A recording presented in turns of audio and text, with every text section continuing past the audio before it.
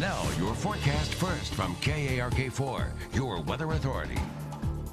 Well, we had a plethora of fall colors across the entire state during the day today. This video out of Hot Springs. And you know, it's not only there. Colors are exploding all across the state.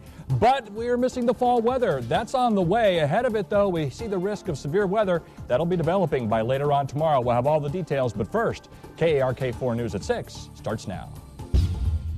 An off-duty police officer hits a Little Rock man in the face. Tonight, the beating caught on tape and how both sides are responding. Plus, after a KARK investigation revealed a police officer could have stretched the truth about an accident that totaled a city vehicle, we learn what his future holds. And time to vote. In the morning, Arkansans will have their say in repairing state highways. Tonight, a breakdown of where your money will go if that measure passes. It's Monday, November 7th. Now, from the station you count on. In-depth investigative coverage of today's biggest stories. This is KARK4 News at 6 in high definition. Good evening and thank you for joining us tonight. I'm Bob Clausen. And I'm Jessica Dean. Tonight, an attorney says this cell phone video is enough evidence to charge a Little Rock police officer for beating a man in the face. KARK4's Lauren Traeger has been following this story, and she joins us now live from Fresno in Little Rock with more. Good evening to you, Lauren. Hey, Jessica. Well, that video obviously dramatic, but a Little Rock police spokesperson says it may not tell the full story of what happened here at Fresno at a Halloween party on Saturday, October 29th. Now, we do want to warn you that some of the images you may see in this story may be disturbing. Take a look at this amateur video in slow motion. An attorney for Chris Irwin says Irwin didn't even try to defend himself as Little Rock Police Lieutenant David Hudson repeatedly beat him in the face outside of Fresno. Irwin was injured by the incident. He and a friend were ultimately arrested. But the police report says it all began inside. Irwin and his friends, according to the report, were told repeatedly to leave the private party. The report says Irwin was actively resisting arrest. Little Rock Police Lieutenant Terry Hastings says there may be more to the story than what meets the eye on this video. It's unfortunate that these individuals decided to post that video. It almost convicts the officer before the officer has a chance to explain his actions. But speaking for Irwin, attorney Keith Hall says the report's allegations aren't true. Either way, this officer's actions, he says, were so violent, the officer shouldn't even be on the streets. Even if there was something that arguably could have lit his fuse inside, it's the impermissible, inexcusable detonation that he has outside where he attacks and beats my client brutally in the face 7 times. Now, there is an ongoing internal investigation into all of this. Lieutenant Hudson does remain on duty tonight. Now, Keith Hall says he's looking for more witnesses to this. He wants to pursue it in court. He wants the charges against Irwin to be dropped, and he wants Lieutenant Hudson to be charged with battery. Of course, we'll stay with this story, bring you more as it develops. Reporting live in Little Rock, Lauren Traeger, KARK4 News. Thank you, Lauren. A top cop in Little Rock will be leaving his post right in the middle of an investigation we first brought to light. This is a KARK4 News update for you.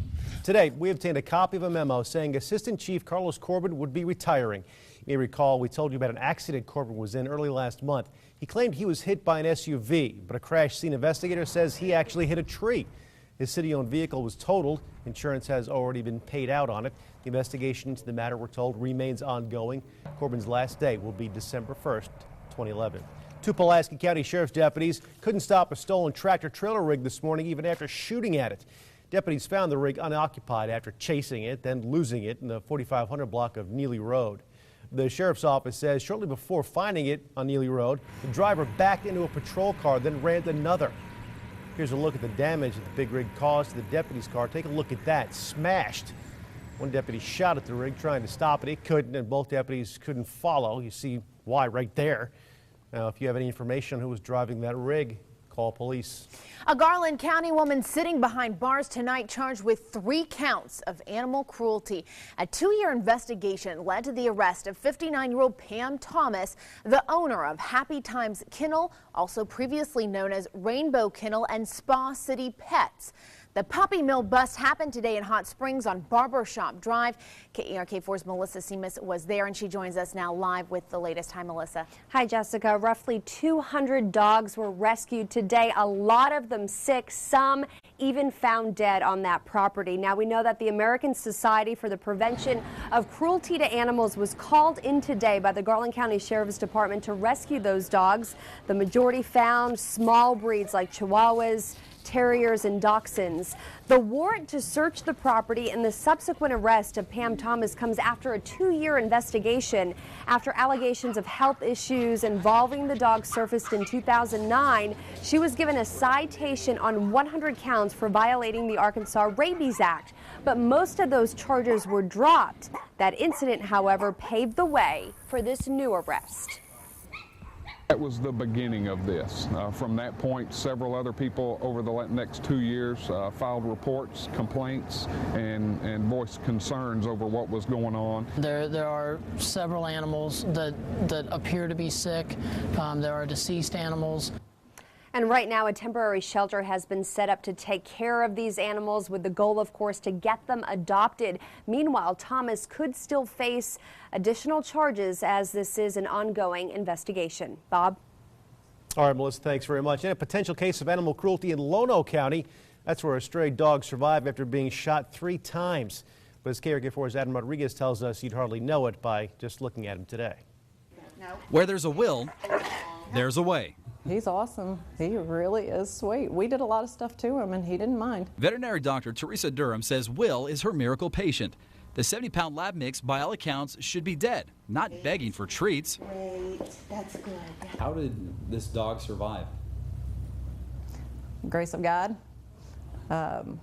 Definitely good luck on his part. The vet says Will was wandering in the Wildwood subdivision in Lono County last Wednesday when a man allegedly tied into a tree and shot him in the head 3 times. Durham says the stray slipped free and a longtime client brought him to her clinic. Looking at Will 5 days later, you'd never know he's been shot 3 times, but they did some x-rays here at All for Pets and found out that's exactly what happened. 1, 2, 3. Definitely looks like .32 caliber. Durham says they didn't believe it. Will looked a little worse for wear, but was happy and wagging his tail. My girls decided to call him Will because he had a strong will to live. The Lono County Sheriff's Office is investigating the shooting as a possible case of animal cruelty. But spokesperson Jim Kalesa says they're not releasing any additional information at this time. Right now, the lucky dog is looking for a safe home. I would say I'd take him home with me. I can't ask for much better. I wish they all could be that good. In Cabot, Adam Rodriguez, KARK4 News. And according to the Lono County Sheriff's Office, it's legal to shoot an aggressive dog that's threatening a person or their property, but it is against the law to shoot a dog without cause. In 2009, Arkansas became the 46th state in the country to make animal cruelty a felony. Tomorrow, Arkansans will get the chance to vote in the statewide highway bond election. And while it hasn't been a contentious debate, there are Arkansans against extending the debt to pay for road repairs. This is not a tax increase, but a renewal of bonds already in place. Several proposed projects will be funded if the measure is extended. We'll, of course, have full results of the election tomorrow night. You'll see them scrolling across the bottom of your screen after the polls close. And speaking of polls, we want to know, how do you plan to vote in the bond election tomorrow? Right now, 39% say they'll vote yes, 22% say they'll vote no, and 39% say you won't vote at all. If you'd like to take part in this informal poll, just head over to ArkansasMatters.com.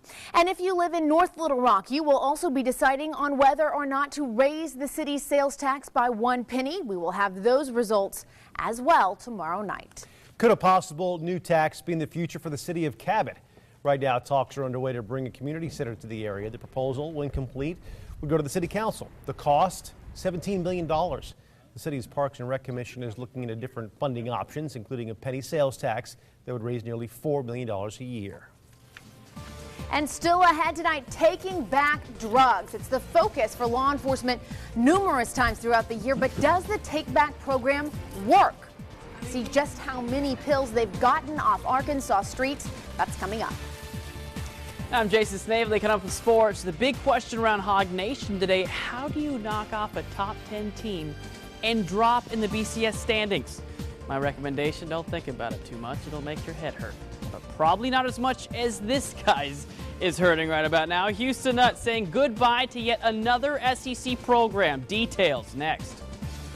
A warm but quiet day today in Little Rock. High temperatures nearing 80 degrees. It may not be so quiet by tomorrow afternoon and evening, though. Severe weather risk is increasing tomorrow. The details are coming up.